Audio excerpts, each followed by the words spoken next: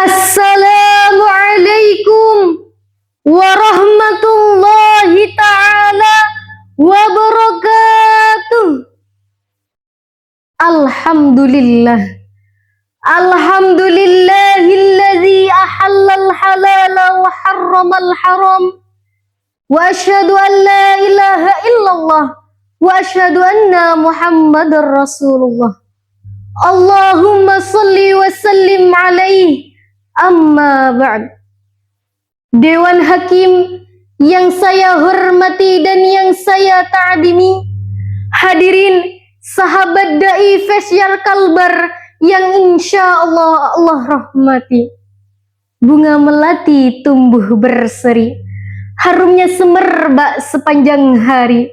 Ramlatus Syifa melangkah penuh percaya diri, menawarkan dakwah demi bangkitnya negeri. Hadirin, pada momentum yang istimewa ini, saya akan menyampaikan sebuah tausiah yang berjudul Gaya Hidup Halal, Pilar Peradaban Ekonomi Syariah Masa Depan. Hadirin yang dirahmati Allah, hari ini kita hidup di zaman yang serba cepat. Makanan datang sebelum rasa lapar terasa. Uang berpindah tanpa kita melihat wajah penerimanya. Transaksi terjadi hanya dengan satu sentuhan jari. Kita buka GoFood, kita klik GrabFood, selesai, praktis, mudah, betul apa betul? Namun, izinkan saya bertanya, apakah kemudahan ini selalu menghadirkan keberkahan atau justru membuat kita lalai dari nilai? Allah Subhanahu wa ta'ala berfirman dalam Al-Quran surah Al-Baqarah ayat 168. A'udzu billahi minasyaitonir rajim. Bismillahirrahmanirrahim. Ya ayyuhan nasu kulu mimma fil ardi halalan thayyiba wa la tattabi'u khutuwatis syaiton innahu lakum aduwwum mubin. Wahai manusia, makanlah sebagian makanan di bumi yang halal lagi baik, dan janganlah mengikuti langkah-langkah setan, sesungguhnya ia bagimu merupakan musuh yang nyata. Hadirin, Imam Ismail bin Umar bin Katsir dalam tafsirnya Al-Quranul Azim jilid 1 halaman 253 menjelaskan bahwa yang dimaksud halal adalah segala sesuatu yang diizinkan syariat, sedangkan yang dimaksud thayyib adalah mustataban fi nafsihi ghaira darrin lil abdani wala lil uquli, sesuatu yang baik pada dirinya, tidak membahayakan tubuh dan tidak merusak akal. Maka ketika Allah memerintahkan halalan thayyiban, Allah tidak hanya mengatur apa yang masuk ke dalam perut manusia, tetapi apa yang membentuk karakter dan peradabannya. Hadirin, saudaraku sebangsa dan setanah air, gaya hidup halal bukan hanya sekedar soal tidak makan babi. Ia mencangkup apa yang kita konsumsi, bagaimana ia diproduksi, bagaimana ia didistribusikan, bagaimana transaksi dilakukan, bahkan bagaimana sistem keuangan menopangnya. Karena yang haram bukan hanya zatnya, yang haram juga bisa sistemnya. Allah menegaskan dalam Al-Quran surah Al-Baqarah ayat 276. A'udzu billahi minasyaitonir rajim. Bismillahirrahmanirrahim. Yamhaqullahu riba wa yurbis shadaqat wallahu la yuhibbu kulla kaffarin asim. Allah menghilangkan keberkahan dari riba dan menyuburkan sedekah. Allah tidak menyukai setiap orang yang kufur lagi bergelimang dosa. Riba hari ini tidak selalu bernama riba, hadirin. Riba juga bisa dalam bentuk bunga kecil, pay letter, cicilan ringan, biaya admin. Padahal dampaknya begitu sistematik. Ketika riba menguat, kesenjangan melebar. Ketika transaksi tidak transparan, kepercayaan runtuh ketika konsumsi tidak selektif, kualitas generasi menurun. Hadirin, saudaraku sebangsa dan setanah air, menurut laporan global dari Dinar Standard, industri halal dunia bernilai triliunan dolar dan terus tumbuh. Indonesia menurut Komite Nasional Ekonomi dan Keuangan Syariah termasuk kekuatan besar dalam ekosistem ekonomi syariah.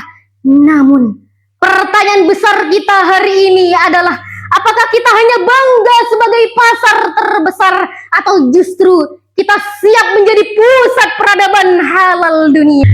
Indonesia menurut Komite Nasional Ekonomi dan Keuangan Syariah termasuk kekuatan besar dalam ekosistem ekonomi syariah. Namun, pertanyaan besar kita hari ini adalah, apakah kita hanya bangga sebagai pasar terbesar atau justru kita siap sebagai pusat peradaban industri halal dunia?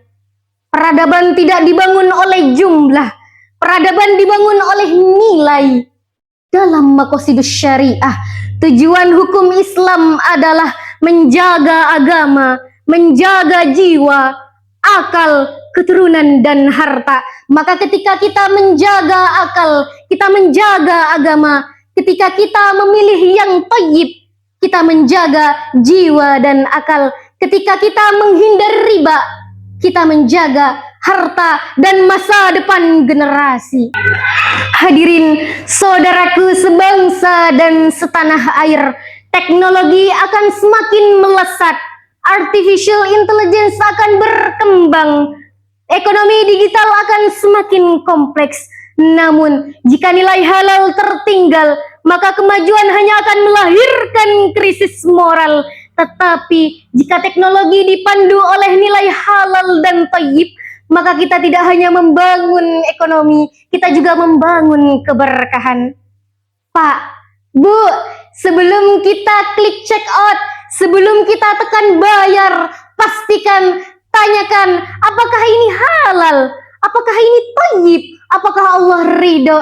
Karena halal bukan hanya sekedar label, halal adalah komitmen nilai. Dan dari komitmen itulah akan lahir peradaban ekonomi syariah masa depan. Hadirin, saudaraku sebangsa dan setanah air, bayangkan seorang ibu di rumah sederhana. Mungkin ia tidak pernah memahami teori ekonomi global, mungkin ia tidak pernah membaca laporan industri halal dunia. Namun, ia memastikan satu hal, makanan yang masuk ke dalam mulut anaknya adalah makanan yang halal. Dari dapur yang kecil itulah akan lahir generasi yang besar. Dari rezeki yang bersih akan lahir hati yang bersih. Dari transaksi yang jujur akan lahir masyarakat yang adil. Karena itu, menjaga halal bukan hanya sekedar soal menjaga makanan. Kita sedang menjaga masa depan bangsa. Peradaban besar tidak selalu dimulai dari gedung-gedung yang tinggi dan teknologi yang canggih.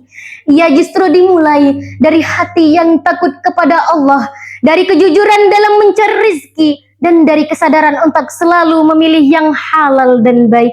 Semoga dengan komitmen itulah kita akan melahirkan peradaban ekonomi syariah yang tidak hanya maju, tetapi juga penuh keberkahan. Sebagai penegasan akhir, izinkan saya menutup dengan sebuah pantun. Bunga melati harum baunya, tumbuh subur di tanah nan subur.